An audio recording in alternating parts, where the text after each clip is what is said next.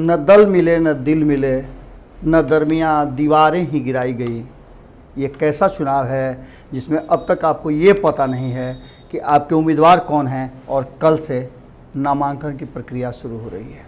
नमस्कार, भोरे भोर में आपका बहुत बहुत अभिनंदन करते हैं, स्वागत करते हैं और शुरू करते हैं आज की भोरे भोर की कड़ी। जैसा कि आप सभी जानते हैं कि प्रथम चरण के चुनाव में बहुत सारे राज्यों में, माफ़ कीजिएगा, बहुत सारे ज़िला में चुनाव होने हैं और इस चुनाव में जो अब तक की स्थिति है वो स्पष्ट नहीं हो पाई है। 71 विधानसभा सीटों पर चुनाव होने हैं जिसमें राजधानी की भी सीटें। हम राजधानी की बात इसलिए कर रहे हैं कि आप यहीं से पूरे बिहार को देखते हैं। अगर आपके घर के दरवाजे पर सफाई होगी तो आने वाले को ये पता चलता है कि घर का माहौल कैसा होगा। बिल्कुल यही स्थिति है। 5 विधानसभा सीट हैं जिस पर चुनाव होना है और इन 5 सीटों पर आरजेडी और बीजेपी के साथ साथ एक निर्दलीय का भी कब्जा है। आपको बता दें कि इस बार के चुनाव में क्या कुछ अलग होने वाला है ये आप बेहतर समझ चुके होंगे, कारण कि 2015 जैसी स्थितियां नहीं हैं इस बार के चुनाव में। 2015 में नीतीश कुमार जी महागठबंधन के सिरमौर हुआ करते थे, लेकिन अब उनकी कप्तानी बदल चुकी है। वो एनडीए के कप्तान बन गए हैं और इस कप्तानी में आप समझ रहे हैं कि कप्तान कुछ मन की भी करता है और वही स्थिति सामने नजर आ रही है। नीतीश कुमार की कप्तानी में इस बार ऐसा लगता है कि कुछ मास्टर ब्लास्टर हैं, वो इस बार के खेल में आपको नज़र नहीं आएंगे। अब तक तो स्थिति यही है और इसी को लेकर के संशय भी बना हुआ है। नए नए खिलाड़ियों को भी अपने खेमे में नीतीश कुमार ने जोड़ लिया है, लेकिन बुजुर्ग खिलाड़ी होने के चलते भरोसा नहीं हो रहा है। ज़बरदस्त एनडीए के अंदर में छिड़ा हुआ है, लेकिन वहीं महागठबंधन में भी स्थितियां कम नहीं है। महागठबंधन में भी कमोबेश स्थिति बिल्कुल वैसी ही है। महागठबंधन के साथी लगातार छिटक रहे हैं। इन सब के बीच में चुनाव तो होने हैं, चूँकि चुनाव आयोग ने तिथियां भी घोषित कर दी हैं और नामांकन की प्रक्रिया 1 अक्टूबर से शुरू हो जाएंगी। प्रथम चरण की 71 सीटों पर मतदान होने हैं। हम लगातार आपको अपडेट दे रहे हैं। जो कल तक का माहौल था उसमें आपने देखा कि महागठबंधन के एक और साथी बाहर हो गए और उन्होंने एक अलग गठबंधन बना लिया, जिस गठबंधन में मायावती भी शामिल है। लेकिन उससे थोड़ा अलग आइए तो नीतीश कुमार जी लगातार आरजेडी के अंदर में सेंधमारी कर रहे हैं। सेंधमारी इन 5 सीटों पर भी हुई है। वहीं आरजेडी ने कम नहीं है। आरजेडी ने भी प्रयास किया है कि इस बार वो टक्कर बड़ी दे, लेकिन नीतीश कुमार जी भारतीय जनता पार्टी से छीनकर खुद इस लड़ाई में कूदना चाहते हैं। जैसा कि आप सभी जानते हैं कि इन 5 सीटों में जो हमारे पास आंकड़े हैं, जो चुनाव आयोग ने घोषणा की है, उसमें मसौढ़ी है, पालीगंज है। यहाँ 2 सीटें ऐसी हैं जहां आरजेडी का कब्जा है।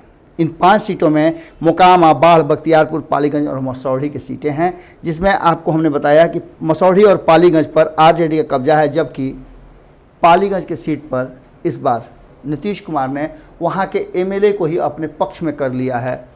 जयवर्धन अब आ गए हैं नीतीश कुमार के खेमा में, यानी कि इस सीट पर आरजेडी को एक और लड़ाके की ज़रूरत पड़ेगी और उसकी तैयारी भी शुरू हो चुकी है। वहीं बात करें मसौढ़ी की तो मसौढ़ी में भी टसन कम नहीं होने वाला है। बाकी की जो शेष सीटें हैं इसमें बख्तियारपुर में और बाढ़, ये 2 सीटें हैं जिसमें बख्तियारपुर में तो आपको पता है कि बीजेपी है और बाढ़ में भी बीजेपी का कब्जा है। अब आपको बता दें कि इन 2 सीटों पर नीतीश कुमार की नज़र है।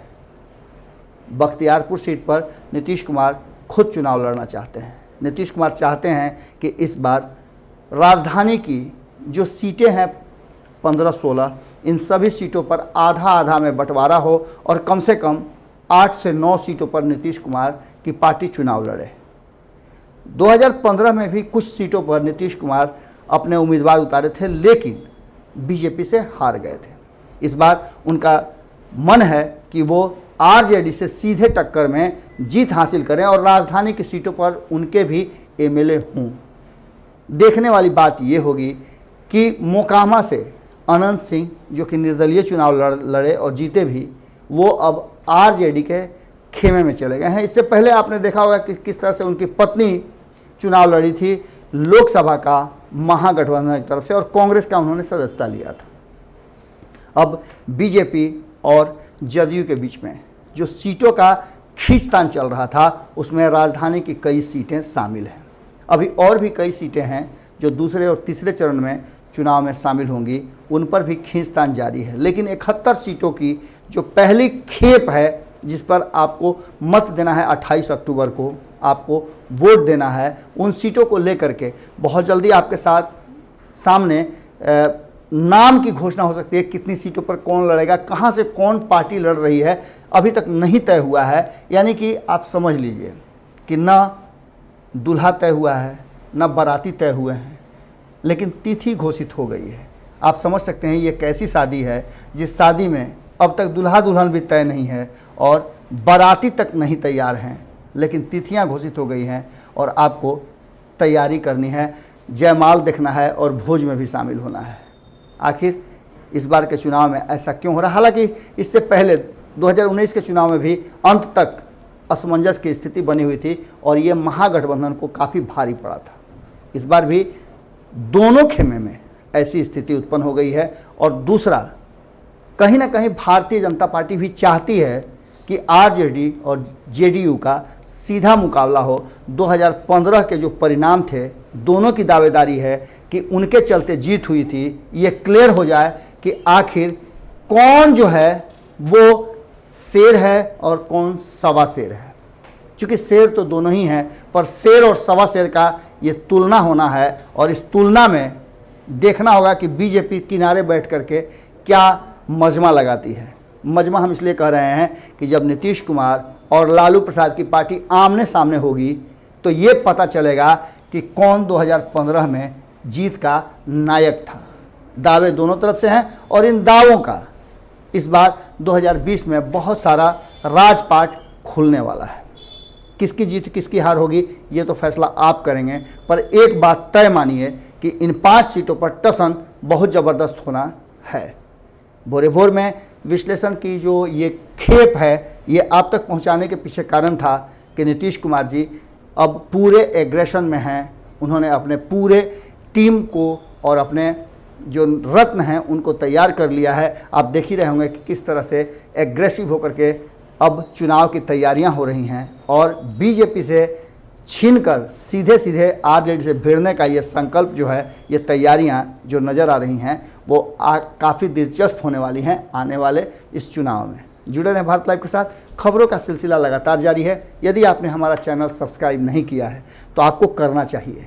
इसलिए करना चाहिए कि अच्छी और सच्ची बातें सबसे पहले आपको इसी चैनल पर मिलेंगी, क्योंकि हमने लगातार कई ऐसी खबरें हैं जो एडवांस आपको दी है और उसका परिणाम 2 दिन 3 दिन के बाद या तो राजनीतिक में या फिर अन्य जगहों पर आपको देखने को मिला होगा।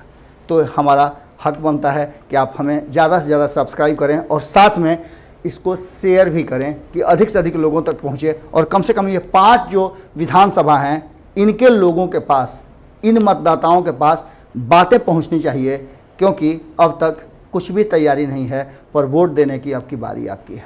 नमस्कार। बढ़ाएं अपना कदम सक्सेस की ओर शिखर करियर इंस्टीट्यूट के साथ। शिखर करियर इंस्टीट्यूट पूर्वी भारत में एकमात्र कोचिंग संस्थान जो एक्सक्लूसिवली है मेडिकल एंट्रेंस एग्जाम के लिए।